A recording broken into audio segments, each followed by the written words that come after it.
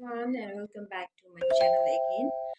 अनि आजको भिडियोमा चाहिँ म हजुरहरूलाई right way to use cuticle nipper, cuticle pusher अनि फाइलर बफरहरू चाहिँ म हजुरहरूलाई हाउ टु युज करेक्टली भनेर चाहिँ म हजुरहरूलाई यो भिडियोमा डेमोन्स्ट्रेट र सिकाउन गइरहेको छु। यस्तै सानो कुराहरूले गर्दाखेरि चाहिँ हामीले रङ वेमा होल्ड गरिरहेको हुन्छौँ क्युटिकल निप्परहरू, क्युटिकल पुसरहरू र फाइलरहरू। त्यही कारणहरूले गर्दाखेरि चाहिँ जब हाम्रो एक्जामिनेसन हुन्छ तब चाहिँ हामीले रङ वेमा होल्ड गरेको कारणले गर्दाखेरि चाहिँ हामी चाहिँ फेल हुन्छौँ। र यो चाहिँ हजुरहरूसँग नहोस् यस्तो इन्सिडेन्ट्स भनेर चाहिँ मैले यो चाहिँ एकदम सर्ट छ तर एकदम हजुरहरूलाई युजफुल अनि हेल्पफुल भिडियो छ।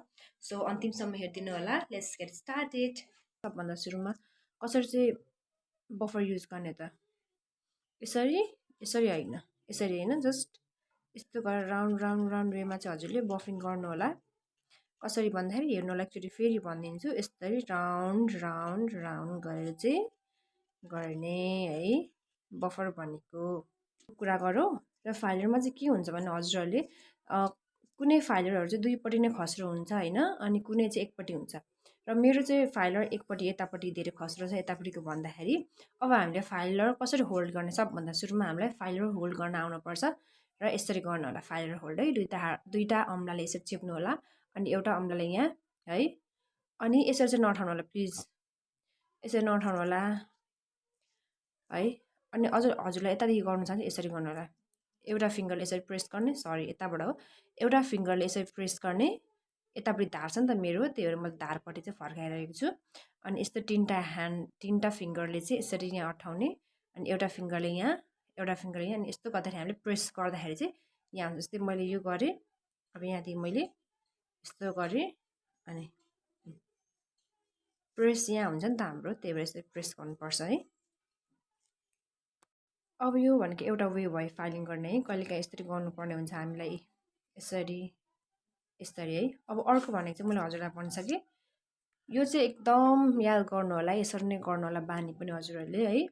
दुईवटा औँला यहाँ चेप्नु होला अनि एउटा औँला यहाँ, अनि लाइक दिस है, यसरी यतिको भागले चाहिँ हामीले फाइलिङ गर्ने। फेरि यहाँदेखि लिएर यस्तो नगर्नुहोस् नि, फेरि यस्तो नगर्नुहोस्, यहाँदेखि यसरी हामीले तिनवटा औँलाले मजाले चेपिसकेपछि चाहिँ यस्तो गरेर चाहिँ फाइलिङ गर्नुपर्ने हुन्छ है। यस्तो यस्तो यस्तो गर्दै बुझ्नुभयो होला फाइलिङ है, यसरी गर्नु होला। अनि यसरी अनि यसरी नगर्नु होला प्लिज, यसरी नगर्नु होला। यो फाइलिङको कुरा भयो। र अब क्युटिकल निप्पर है, यसलाई क्युटिकल कटर पनि भन्छ र क्युटिकल निप्पर पनि भन्छ। अब यो क्युटिकल निप्परलाई कसरी युज गर्ने भन्दाखेरि चाहिँ म्याक्सिमम् मान्छेहरूले यसरी युज गर्नुहुन्छ, यसरी होइन, एकदम गलत हो। यसरी चाहिँ कसरी युज गर्नु भन्दाखेरि यो औँला चाहिँ यहाँ प्रेस गर्नु होला, यसरी प्रेस गर्नु होला अनि यसरी चलाउनु होला। किनभने यो औँला यहाँ राख्नुको कारण चाहिँ हामीले जब गर्छौँ यसरी क्युटिकल जब काट्छौँ यसरी प्रेस यहाँ हुन्छ हाम्रो औँला है, एउटा औँलाले प्रेस यहाँ गर्छु, यस्तो गर्छु है, यस्तो यस्तो।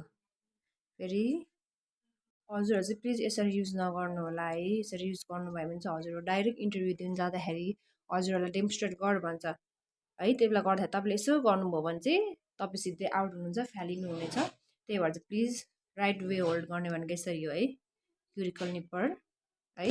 अनि फाइलिङ गर्दाखेरि यस्तो जतापट्टि धार छ त्यसलाई यता फर्काउने, तल फर्काउने, अनि यसरी गर्ने फाइलिङ है। अनि बफर भनेको round round round round Wesley है, राउन्ड राउन्ड राउन्ड वेजले है, राउन्ड राउन्ड राउन्ड वेजले है गाइज। ल यति चाहिँ तिनवटा चाहिँ एकदम इम्पोर्टेन्ट कुरा हो, हजुरहरूलाई आउनै पर्छ है। हजुरहरू यदि प्रोफेसनल वेले काम गर्नु चाहनुहुन्छ या अथवा हजुर बाहिरको लागि जाँदै हुन्छ भने चाहिँ यो चाहिँ हजुरहरूको एक्ज्याक्ट हुनैपर्छ। किनभने सानो कुराहरूले हजुरहरूलाई फ्यालिदिएको हुन्छ। आजको भिडियो चाहिँ हजुरहरूलाई कस्तो लाग्यो कमेन्ट गर्नु होला। आउने दिनमा चाहिँ म हजुरहरूलाई नेल ट्युटोरियल जुन चाहिँ नेल आर्टहरू इन्क्लुड हुन्छ त्योहरू चाहिँ म हजुरहरूलाई बिस्तारै अपलोड गर्नेछु। सो स्टे ट्युन, धेरै माया गरिदिनु होला मन परेमा। अनि थ्याङ्क यू है। आजको लागि चाहिँ यति नै, फेरि भेटौँला, बाई बाई।